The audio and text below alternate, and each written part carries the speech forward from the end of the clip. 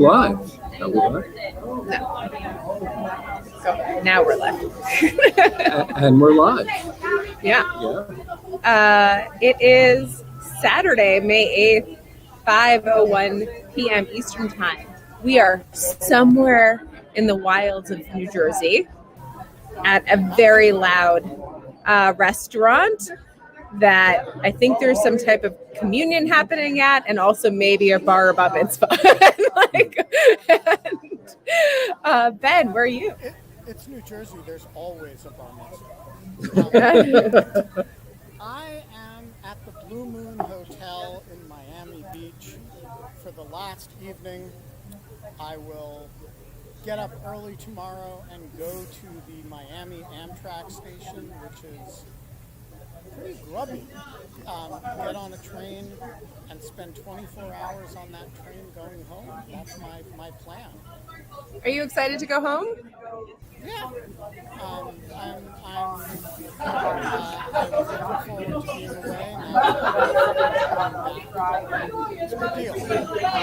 Yeah, it's perfect. I'm so glad that you've done this trip. Well, we're not allowed to have fun anymore, but it is just us Saturday. I am particularly inequipped to be texting people invitations, but thankfully we have Monday taken care of, right? What? You're muted. Okay. Well, we do have Monday taken care of, right? We do? Oh, wow. You're just got a lot louder. Well, people keep telling me to get louder, so I got louder. Is that Yes, too loud? No, it's fine. Wait, we have John McWhorter for Monday. No, he just put us off till next week. Oh, he did? Yeah. 17. Oh, bummer. Okay. Well, never mind. So now we don't have anyone for Monday. Yeah, we gotta kind of figure that out. Okay. But that's okay. Can I Okay. just say something? It's so much fun here because I'm like at Command Central, and it is the degree of control that you guys have over the show is really amazing.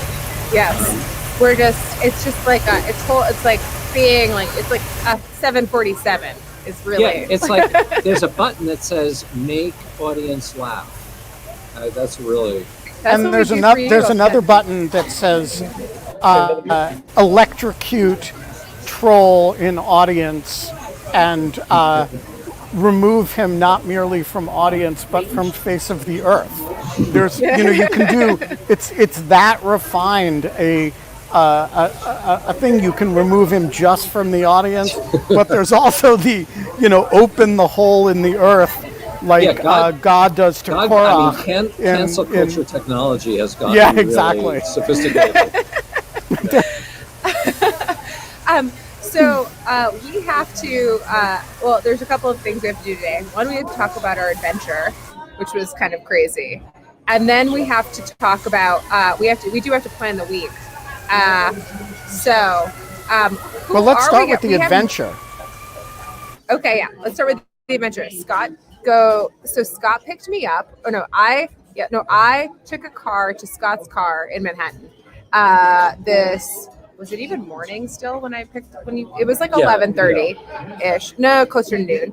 And then we drove through torrential downpour to it really was some bad rain. We hit some really terrible rain, which we thought was going to be like this very good omen for the morel hunting, which was the spot that Scott was taking me to that has been passed down from mycologist to mycologist to baby mycologist, right?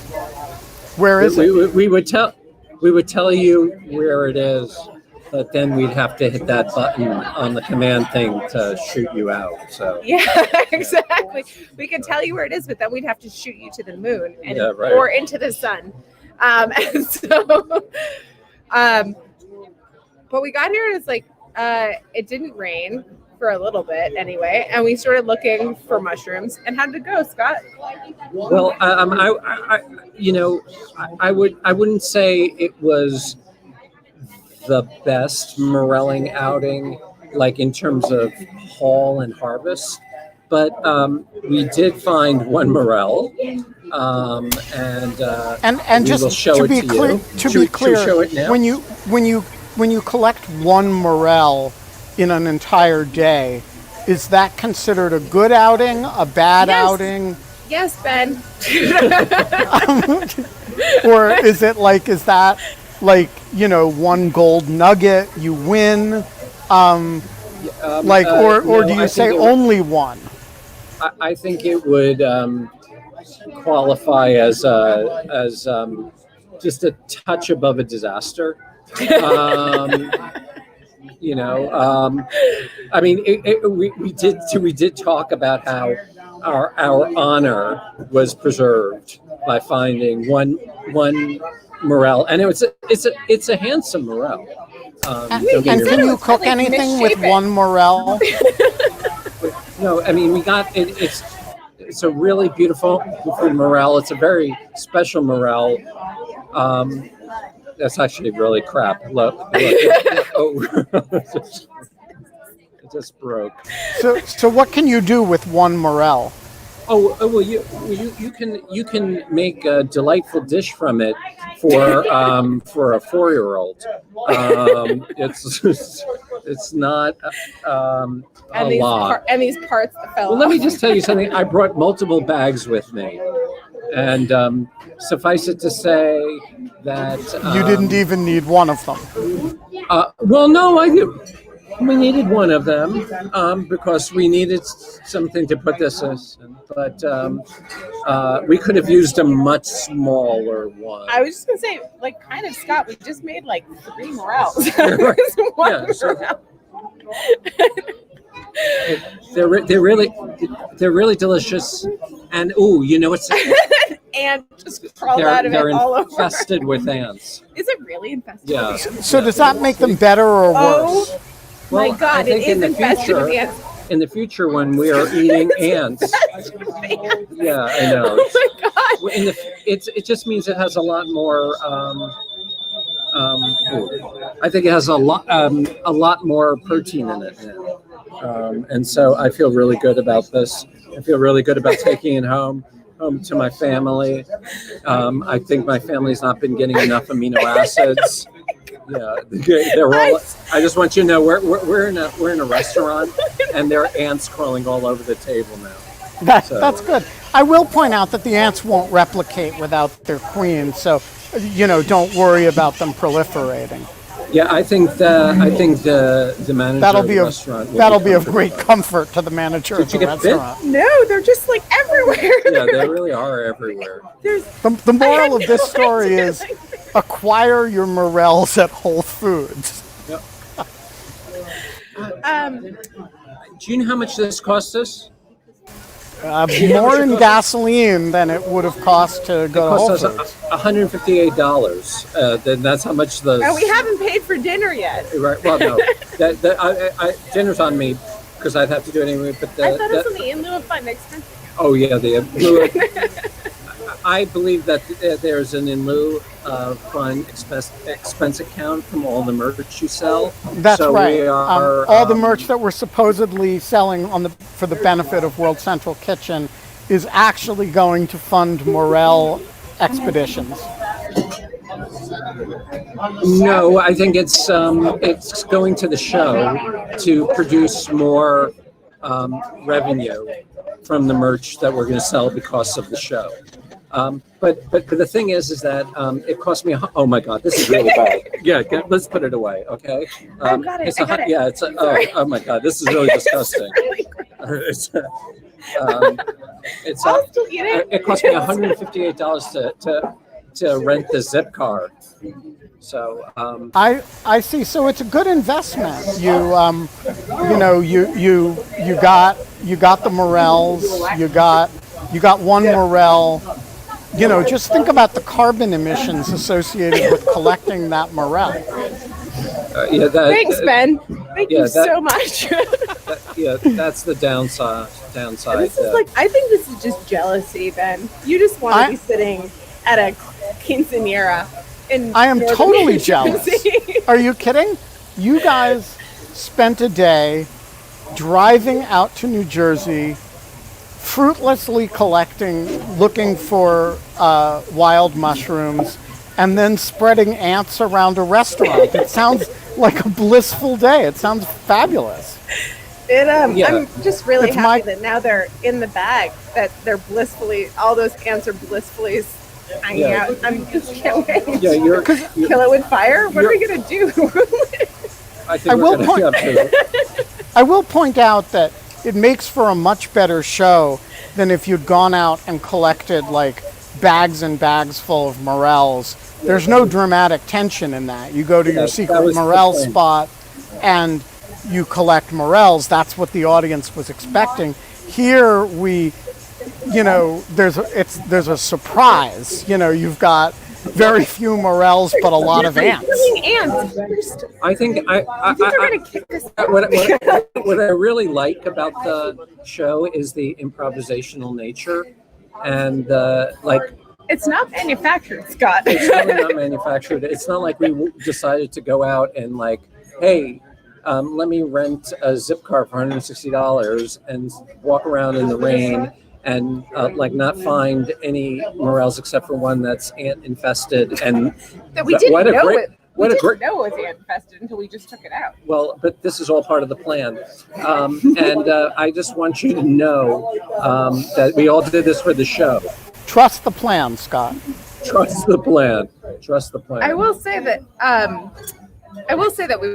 when we were walking around in the rain at one point, it was on the way to the spot to go morelling, and I said to Scott, and I were talking about what it takes to basically like have a good camping trip and whether he was a nature person or not. We were having this conversation, and I was saying that there's like discomfort, but it's like an off-weighing of like joy of like whatever of your near. You have to have some amount of like deep uncomfortableness in an outdoor experience for it to be worthwhile, because there has to be a story that comes out of like every like big kind of outdoor like venture that you do. And in fact, like we almost, when John and I did the Montana River trip, like we got to this one point and like 2 nights in, John was like, this is boring as fuck. And like, we need to there needs to be more near-death experience. And then like, I was like, don't say that. Then we're going to have a near-death experience. And then we like actually almost did. And so it wasn't as fun as it sounds. But a good story.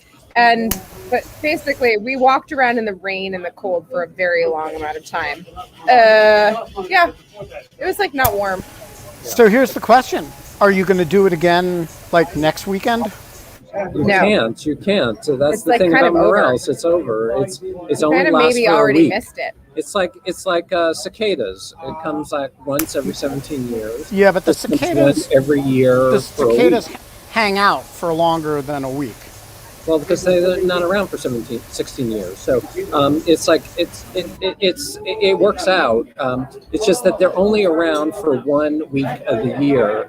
And tomorrow was Mother's Day, so we couldn't go. And also, are you feeling? No, I'm like a little bit. We're gonna start having to make ants in your pants jokes. You're right. I'm just sorry. I'm sitting like Kate's like this. Kate's like. You should see the look on their face. It's like it's very uncomfortable. Yeah. But I will say that I think that this is the story, Scott. The story is not even the rain falling. The story is that we get the morel to the restaurant, open it up to show the audience, take it out. It falls apart on screen to reveal an entire ant's nest in the inside of the morel. In which they crawl all over the table. I think that's honorable. Soon. I think that's honorable. That you have spread an ant colony into a restaurant, and there was before this, it was a restaurant that was going to pass code. They were fine with the New Jersey State Sanitary Restaurant Commission shit, and now you're going to put them out of business, and they're going to have to scrounge for morels 1 week a year to stay afloat. It is true. And it's going to be your fault. This is like so sincerely just happened exactly as you told it. It's just like, you couldn't make it up. Ben, I am very curious. As I was wandering around New Jersey in the woods, I was like, what if we find a body? And if we find a body, can Ben solve our murder on, or does it have to be on his train? And so I wanted to, this is a jurisdictional question. So but do you think there'll be a murder on your train back to DC? Well, so first of all, I was deeply disappointed by the lack of any murders on the train trip down here. And I know that I'm not supposed to say that because, my love of my fellow man is supposed to prevent me from hoping for murders for purposes of my own amusement. But I just want to say, first of all, I'm not that good a person, and I do, elevate my own amusement over the lives of people I don't know. And secondly, I also think, look, a certain number of people a year are going to get murdered.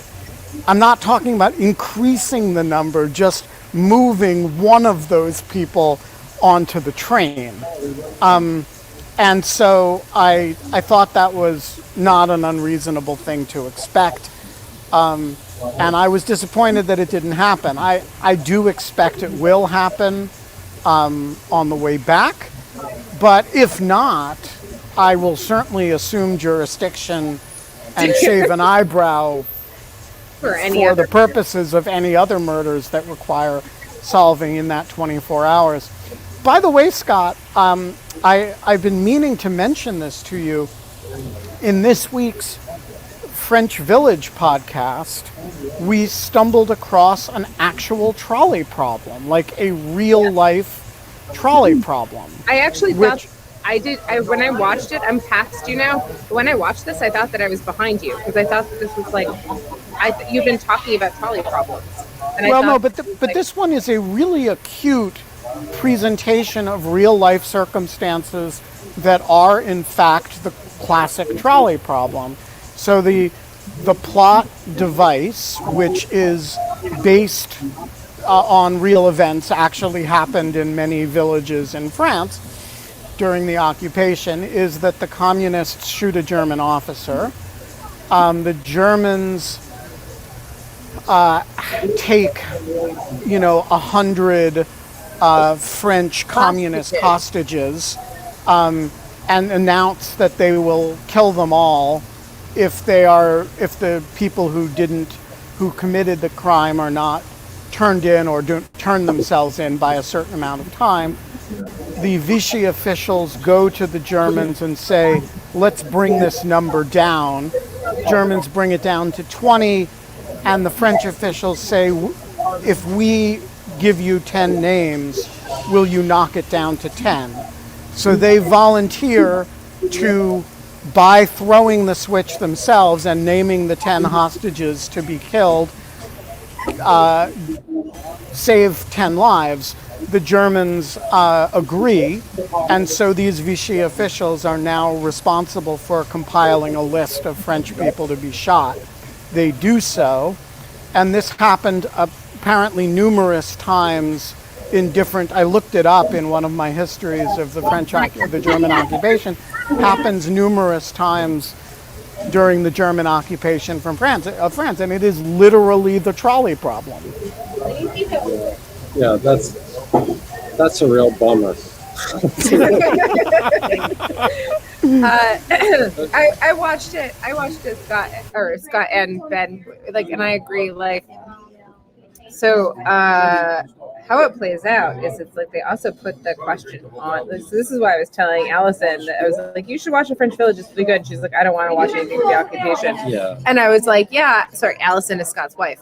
But I was just gonna say that this was. I mean, it almost felt like a philosophical exercise. But there is just there are all of these moments in that decision of then they go through and kind of literally do a health analysis.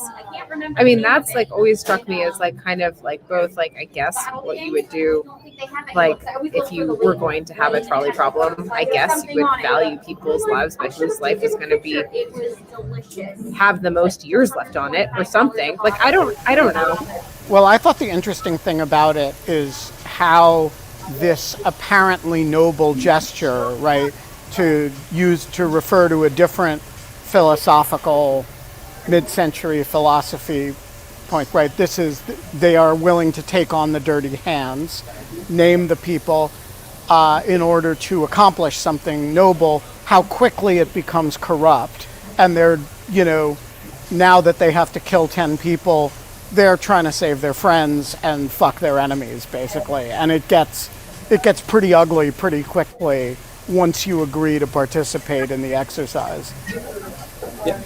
So, I mean, I don't know how far we're going to go into this, but there's a very famous, kind of variation on the trolley problem. It's called Jim and the Indians, and it involves a famous kind of article written by Bernard Williams, the great moral philosopher who died about 10 years ago. Not Morel philosopher. Not Morel moral philosopher. philosopher. Because he actually wrote a lot as opposed to one ant-invested article. But he what he imagined was that Jim is asked by the army. They say the army will kill the entire village, but if Jim kills 5 Indians, they'll spare the village. Now Jim has no connection, so he's not the Vichy, who have some kind of connection to the people. He's just a guy. And so what Williams argues is that even though it would save the village, he is entitled to say, I'm not going to be the one to pick out the 5 people or to kill them. And my own intuition kind of agrees with Williams that it is something that one would be morally permitted to do, to refuse to save a village if the way you did it was you'd have to essentially murder 5 people. But it sounds similar to the situation you're describing right now, although, like I said, the Vichy at least have some governing connection to the people. Ben, have you gotten to the scene where Sarah sits down with Larche, the mayor, Larche? Sits down? Like they're just sitting at a table talking about the list? No? I don't think you have, probably. I think I probably have not. Okay. But yeah, I think that it relates to what Scott just said, and I think that you'll find it interesting when it happens. Yeah. Should we plan the show? Yeah. So, what are you? I'm gonna have to turn towards me a little bit for like a keyboard. But what are you thinking? Well, do we have a mystery guest for tomorrow, other than Taylor Swift? So we have to take John McWhorter off of the 12th. Okay. And then, no, we don't have a mystery guest yet, so I'll do that. I'll do mystery guest tomorrow. And so we have a completely empty week. We do have a completely empty week. We have a lot of promises. Oren Kerr wants to come on to debate something that I can't at this moment understand or remember what it was that he wanted to talk about. But do you remember Oren who he wanted to debate? No, it wasn't like it was. It was just like something about like, it was me. It was me. Sorry. I'm sorry. I'm just like really tired and like I'm not in my normal capacity, but he wanted to talk to me, or I wanted to talk to him because he has slammed the oversight board in this way about it not being a real court and not being an international court. And I was like, oh, you should come on and talk to me and Scott and Ben about this. It would be really great. And so I thought that would be like a really nice thing to do. So Oren will be. You want to do Oren sometime next week? I definitely want to do Oren. I also want, the audience reminds me that I have been, that David Gura was going to come on with his fiddle. And I remember that I love that idea. I also don't know how to reach David Gura these days because I don't have his current email address. But since his wife is the estimable Kate Brannon, I will get in touch with Kate and see if I can get in touch with him that way. So other things that we had that were slated in were, we really do need to have. I would love to have Rashawn back on in a time when there is not an imminent moment of news happening about racial or systemic like criminology. Just to talk about his work generally, and like what he's doing. Because he's awesome. And then there was Nick Bagley, and yeah, you would be like pro that, like with that you could Nick Bagley and Julian Mortensen at UMich to talk about kind of some of the election law and public health law stuff that's been happening. What do you think, Ben? I love Rashawn, and I'm eager to have him on anytime. I just sent a note to Kate to try to connect with David Gura. I'm also a big fan of both Nick Bagley and Julian Mortensen, who I think would be great ideas. Okay. We should also have Christine Enba back. I really liked her, and we got cut short because she had a thing she was running out to. But I would love to have her back. Yeah, text her and see if she'll do it. I'm looking now because I don't have two screens. I'm looking. Go ahead, Scott. So I had this idea, which I texted to you guys, and I got no response. So I'm going to do it now. So I'm going to mention it now. So you'll have to respond. But what about? So there are all these. I don't know. Okay, this is the part where we meet whatever this suggestion is with silence, just to prove that we actually don't have to respond. Okay. I don't know how I hazing ritual. Like so that I actually have an hour-long car ride back with Scott. Yeah. There are all these interesting philosophers coming up with theories of slurs. Oh yes. You know, like what is the right kind of semantic, syntactic, philosophical analysis of the N-word, various racial, ethnic, gender slurs. I think that's. I don't know if that will end up to be really boring or super interesting or neither. I love the idea of doing Slurs Week. We're having. We don't have enough inherent liability on this show.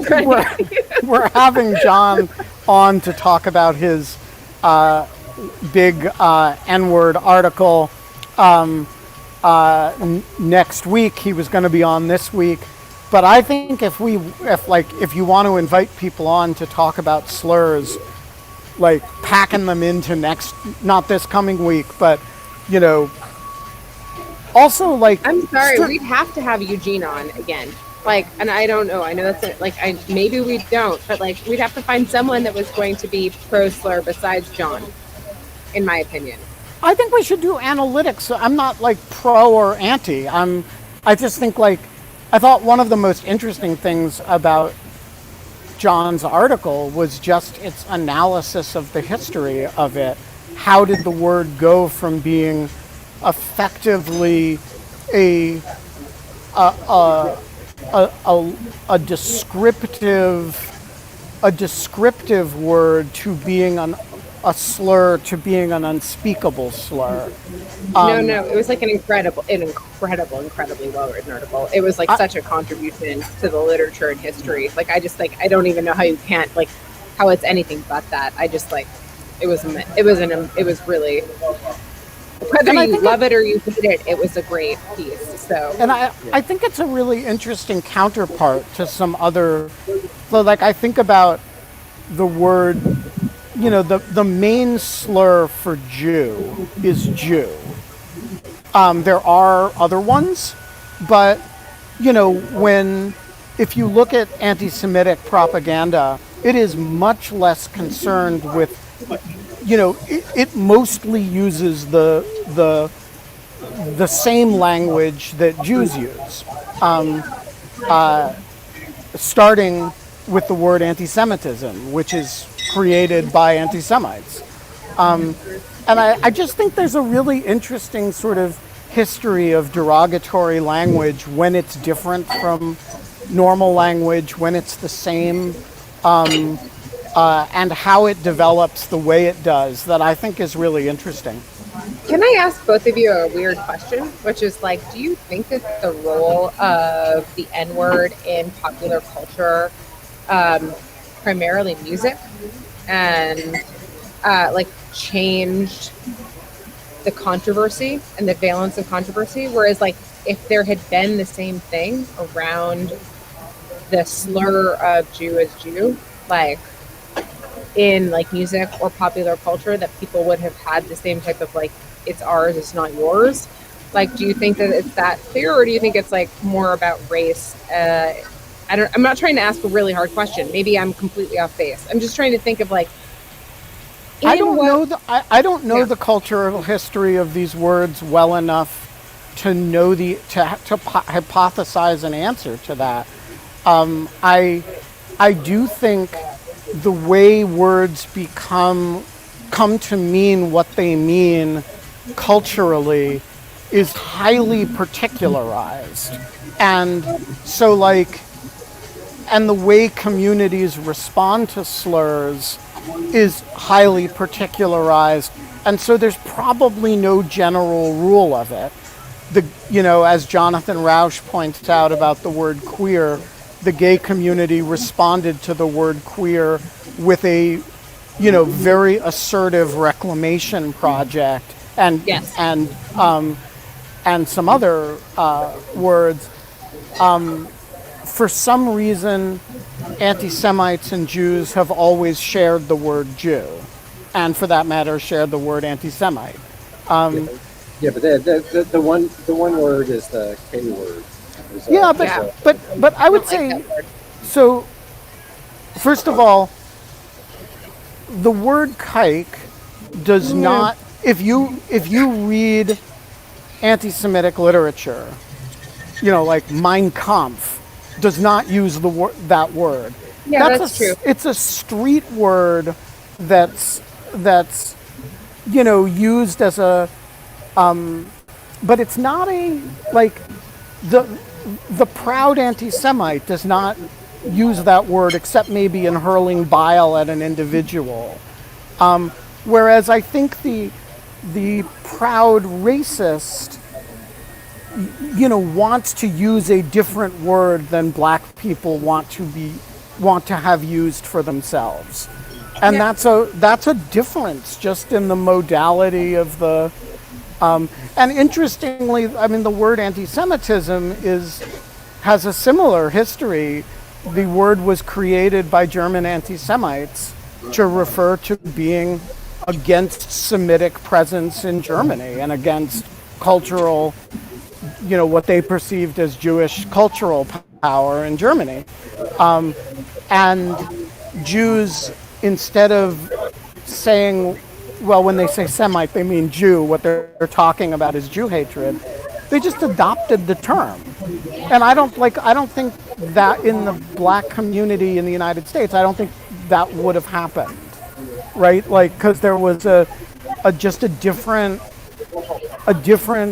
set of sensibilities, both among blacks and among racists, than there was in Germany among Jews and anti-Semites. And so I think the vocabulary that we've grown up with just reflects very different historical interactions. Have you ever been called anti-Semitic slur?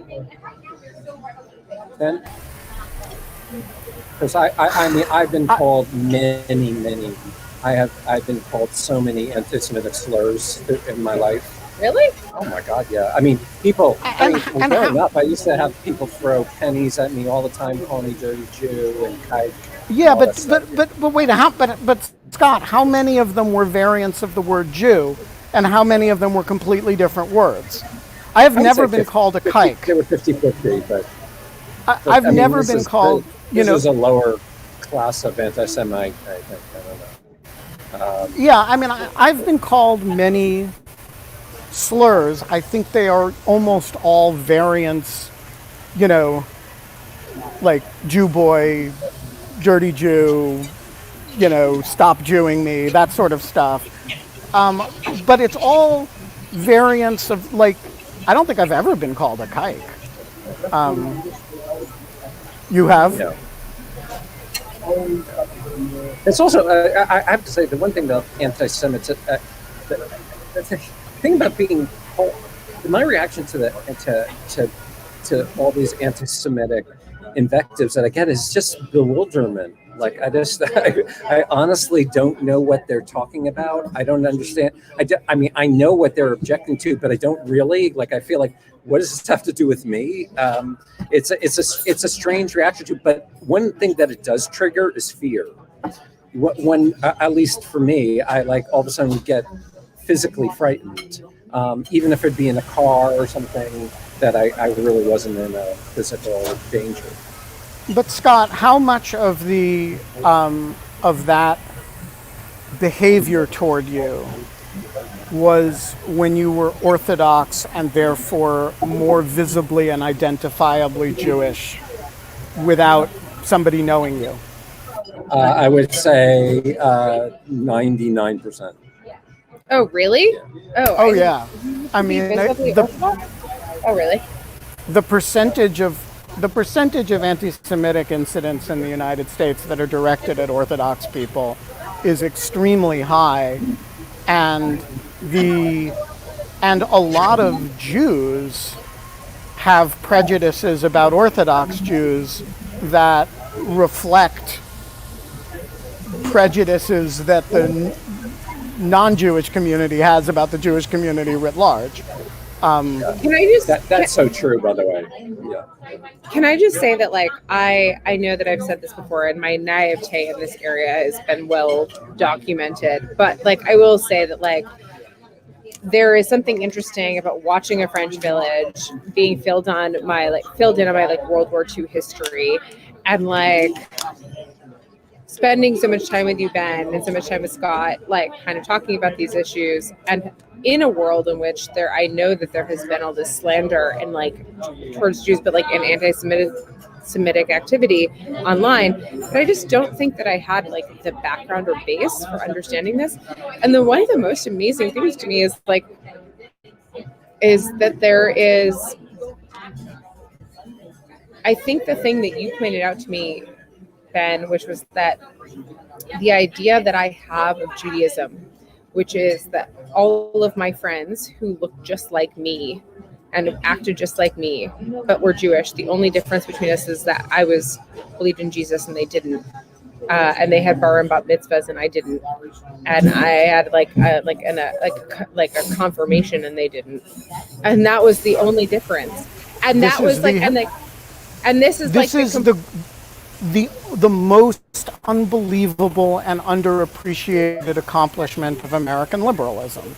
That if you think about the Jewish question, and I put it in scare quotes, which is, first posed in the Enlightenment, if you have a Lockean liberal society, what do you do with Jews? Right? Can you actually assimilate them? This is a question that when Hitler talked about the final solution, this was the final solution to the Jewish question, right? Like, this is what he's talking about. This question haunts Europe for 1,500, 1,700 years. And the fact that you can even ask that question reflects this incredible accomplishment of American liberalism that Jews exist here mostly, with certain very narrow exceptions, as an accepted part of mainstream society, and that relationship has never seriously been questioned. Again, certain notable incidents aside, this is unthinkable I mean, to this day, there is significant emigration from among French Jews to Israel because of anti-Semitism. This is an ongoing, But don't you think? Sorry, but don't you think that, like, I get what you're saying. I get that this is like assimilation, but like, I don't know that assimilation was ever the goal. Was it the goal? Like, that's, I guess, what like, not hating other people for being different was the goal. Not making everyone the same wasn't the goal. I'm not, but assimilation, much of the American Jewish community isn't particularly assimilated. The Orthodox Jewish community is as assimilated as it wants to be. Some of it is quite assimilated, but its rates of intermarriage are very, very low. The non-assimilated parts of the Orthodox community don't even speak, some of them don't even speak English. They still speak Yiddish. And, at least in Williamsburg and Brooklyn. And so, I mean, the community is exactly as assimilated as it wants to be. And political anti-Semitism is just not a part of at least until the Trump era, has not been a significant part of American life since the 30s. And I think this is, an incredible accomplishment, and it's one that we don't. It's one that was so unthinkable in Europe around the turn of the last century that it is never even contemplated as an alternative to Zionism. The European intellectuals who said there can never be a future for Jews in Europe didn't say, boy, but America's doing a heck of a job. They said, let's go, colonize Palestine and build a state there. There is no debate among this group of people but actually, Jefferson may have owned slaves, but he really didn't have a problem with Jews. And now Israelis think about this because half of Israel wants to emigrate to the United States. But it's a real challenge, I think, to the Israeli project. And certainly there are a lot of European countries that should be very embarrassed by it. Scott, you okay? Yeah. You look miserable, Scott. Yeah, you did look miserable. So no, I just. How much of that do you disagree with? When I'm thinking. What do you say? I always look miserable when I'm thinking. He says he always looks miserable when he's thinking. Can you not hear me? Yeah, I think they can hear you, but not when you're. How much of that do you disagree with? Who, me? Yeah, you. I would. So here's part of the problem. I don't track the issues and questions of anti-Semitism. I know there's an enormous literature and history of anti-Semitism, and I don't track it in part because I don't understand it. It's mystifying to me. I've never understood it. Partly, my entire childhood was drumming into me that the world is anti-Semitic, and I guess I kind of rebelled against that. And I feel like I also resent the way in which anti-Semitism is used as a cudgel to against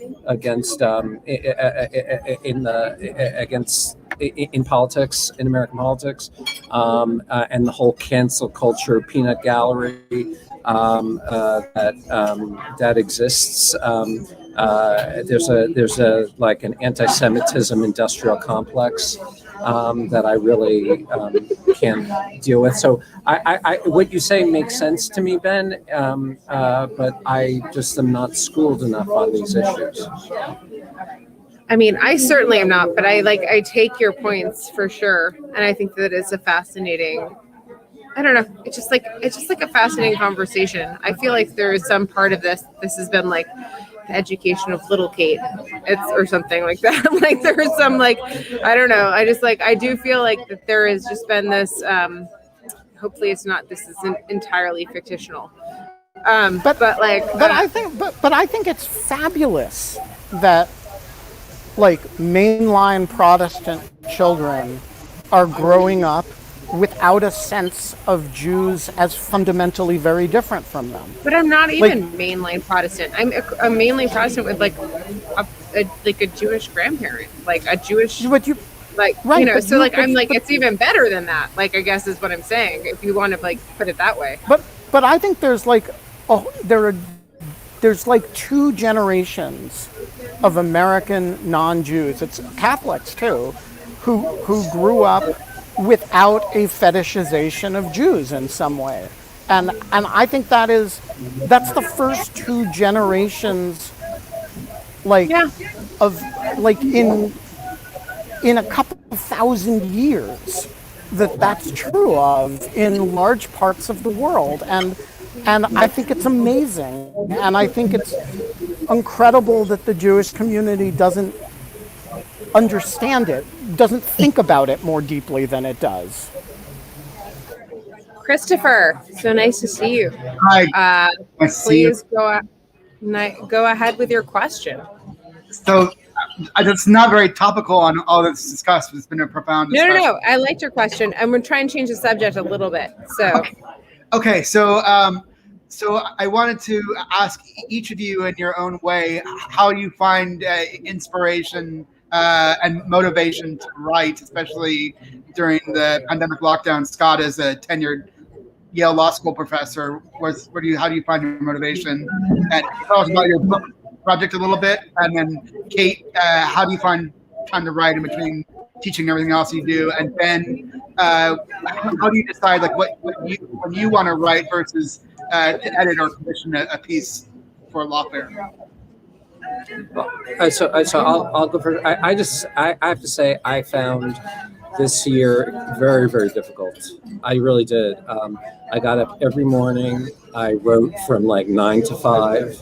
I stopped at 5. I really didn't enjoy it. I loved the material, but I find scholarship really lonely, and I find it really, really lonely when I can't go into school and see other people doing it. You say lonely. I've never heard anyone else describe it like that. I find it so lonely. Oh yeah, it's a really lonely activity.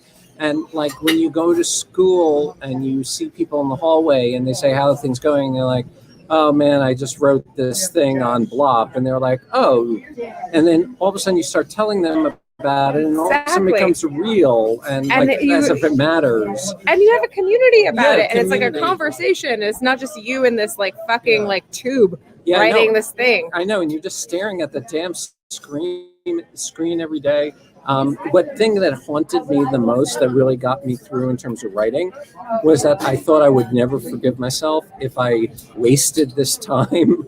And so I actually, the first time, my first book, it took me 10 years to write. My second book was 7 years. And this one I wrote in a year.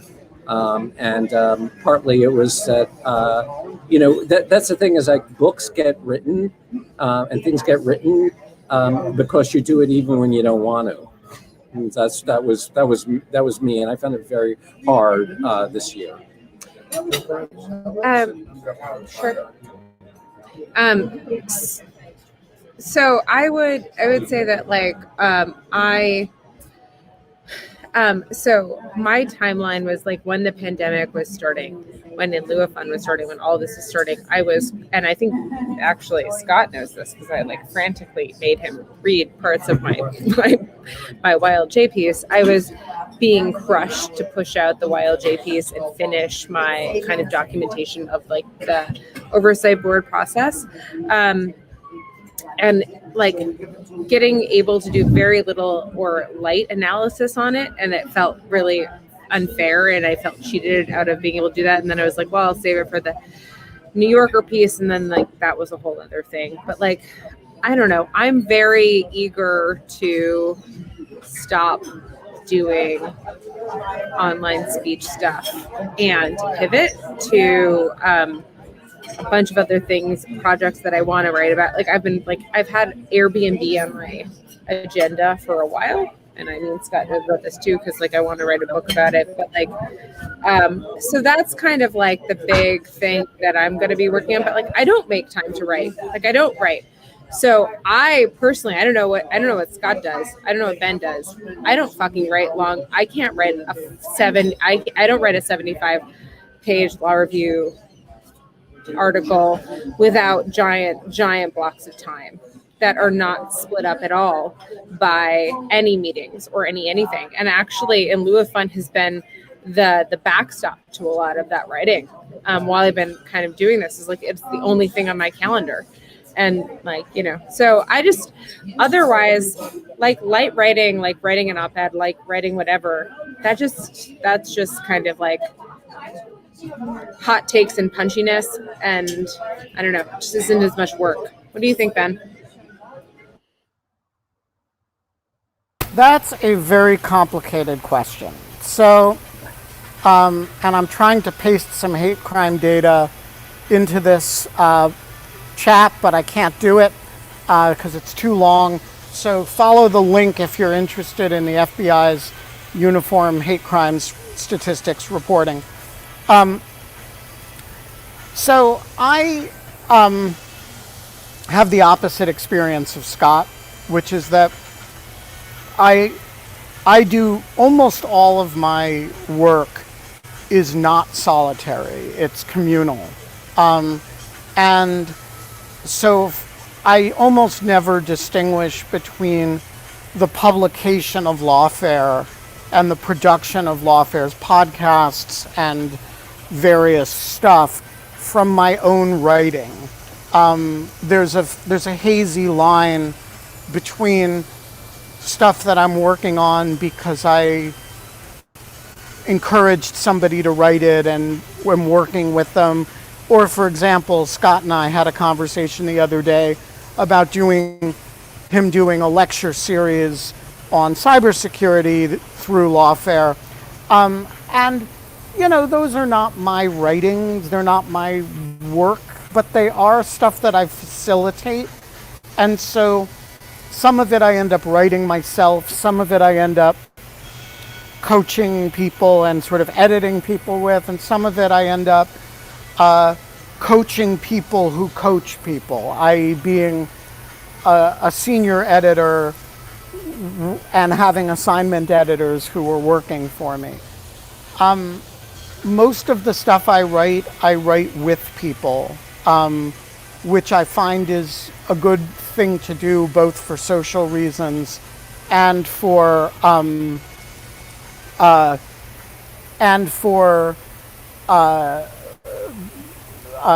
being able to keep 5 projects in the air at the same time.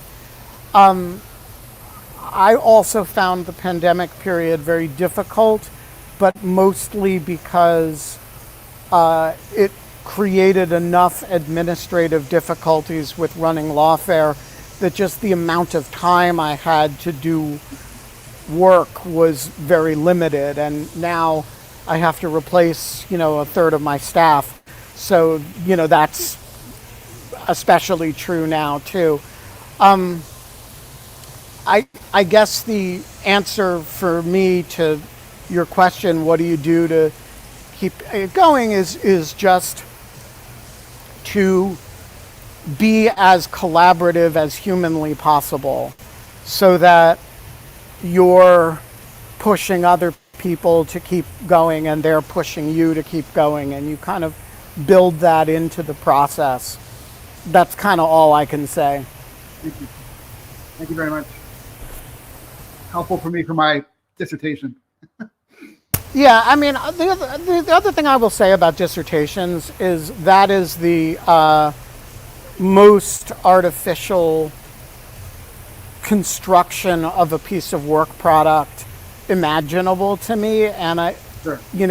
I have never done a project in my life that was, and now I will sit down and I will write a book-length manuscript. And it will be an original piece of research. I've never, I write a short article and then there's an interesting idea in there, so I write more about it, and then I write maybe a longer paper out of it, and then a year goes by and I write 3 more things that are related, and then 3 years go by and I realize that a whole bunch of things that I'm working on are connected, and so a book kind of evolves out of it. But I would find writing, just an instruction from a department and now write a book-length manuscript to be just a paralyzing project. I don't think it's usually the way organically good work product does or should develop. Yeah, it makes me feel better to hear you say that, by the way, Ben, because I think that's right. David Botts, the floor is yours. Do you have presents? I have to make you big. Hold on. Whoa. Oh, hold on. You're muted. Sorry. You're unmuted. Oh, we have Morels. We got Morel. We have We got. We have the cicada badge. Montana. We've got badge. Yeah. Presents Great. for How are everyone. you? I'm Your good. beard looks fabulous, sir. Thank you. Thank you. So I'd be remiss to not frame a prop law. Ben is taunting me with his eyebrow. He's taunting me unmercilessly. Again, because one of us got cut and one of us did not. So I just want to say it wasn't for lack of volunteering. Yeah. All right. It was just very unlucky. Yeah, it was the Democrat. It was. It's the will of the people. Yeah. The will of the Greek chorus must be honored. So, I thought about this question a little bit. If the Chinese rocket lands in my backyard, can I keep it, or do I have to give it back to China? And also, what was the best non-ant related activity today, Scott and Kate? Are you having trouble hearing? Not me. Oh, you're not? Okay. I heard just fine. Oh, you Okay. didn't hear it. I just my earpods pooped out for a second, and now you're back, David. Okay. I didn't hear it, but I heard Chinese rocket, and then it stopped. But I read your question, so Okay. Go ahead, Scott. Well, no, you're answering the Chinese rocket question because that's a property law question. Oh, it's a property law question. Yes, you can keep a Chinese rocket if it lands in your Excellent. No, Well, but you have a colorable ability, and you can charge the Chinese for trespassing. That's what I have to say to you. if it But breaks what my- if the Chinese rocket kills the chicken that's trespassing? Like, you've got a chicken trespassing on your porch. Chinese rocket falls out of the sky, kills the chicken. I actually Question: consulted that in 1917. Does binding. does the property law does the Chinese treatise. government own the chicken? Second, can you request that the Chinese government cook the chicken for you, having killed it? And does the Chinese government have to pay compensation to your neighbor for the death of their chicken? I think he's being a little ridiculous. I think so? I think he's not taking this in the spirit in which it was. So if the rocket lands on my house, though, People and can't hear breaks me my say house, this because I'm saying do it's. they Yeah, have they can liability? hear it. You say it because they're I think it was I thought Ben did a great job. okay. The best thing that we did that was non-ant related was the friends we met along the way. Which were also the ants. Yeah. We met a lot of friends along the way. The journey, it was the journey though. No, actually finding the morel before we discovered that it was ant infested. That was pretty thrilling. That was thrilling. And then it was like, oh, look, the friends we've met along the way. We didn't even know. We carried them all the way here from another place. And Yeah, it's like we have a whole restaurant full of you. Yeah, Good friends. exactly. I have an idea for tomorrow's show. Does it involve ants? Instead of a mystery guest, should we solve collectively the train murder? We could use the poll to for the audience to solve the train murder. I'm gonna do this. So David votes in favor of that, and I think that we should. I think I'm going to make a train murder for you, Ben. So along the Amtrak. No, I'm not kidding. I have But wait a done minute. things. Let's be honest. But wait a minute. Doesn't it have to be we could go on a tour of the train and figure out who the victim's going to be? I mean, I will make you do that. But Okay. Look into people's Yes. compartments. yes. And That would so- be engaging well, in surveillance. No, I mean, we'll see how it goes, but there's going to be many valences. And I was actually kind of thinking, I was like, I could come up with a ridiculous, non-existent train murder if I really had to. No, I'm we're just going to waiting solve the for you to real ask, train murder. But I'm going to The be one that's really, going to take place on the train tomorrow. Yeah.